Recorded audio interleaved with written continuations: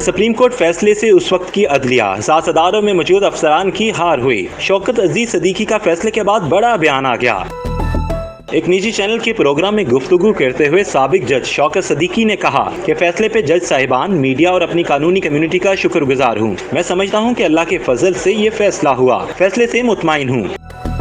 शौकत अजीज सदीकी का कहना था कि इस फैसले से सिर्फ उन लोगों की हार नहीं हुई जो ये सब कुछ मैनेज कर रहे थे, बल्कि उस वक्त की अदलिया, सियासतदानों में मौजूद गठजोड़ के साथ एक खास मकसद के लिए काम करने वाले अफसरान की भी हार हुई है।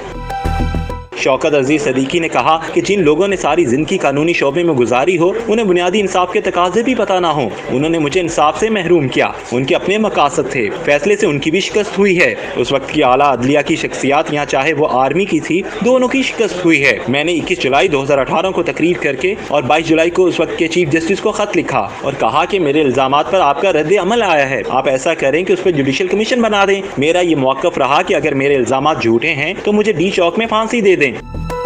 शौकत अजीज सदीकी ने मजीद कहा कि मौजूदा अदलिया में मुदाखलत, अफसरान और अदलिया के गठजोड़ के मामले में कमी आई है। अदलिया अपनी आज़ादी को अपने फैसलों के जरिए जाहिर भी कर रही है कि अदलिया की आज़ादी पे कोई समझौता नहीं है। मैंने उस वक्त भी जो इल्जामात लगाए, उस पर जो नताइज भुगते, उस अरसे में बहुत मुश्किलात का सामना करना पड़ा। मैं तो समझ रहा था कि मेरी जान को भी खतरा हो सकता है, लेकिन मुझे कोई पछतावा नहीं है। मैं आज सुरखरू हो गया हूँ। मुझे जितनी इज्जत मिली वो एक ठीक फैसला साबित हुआ।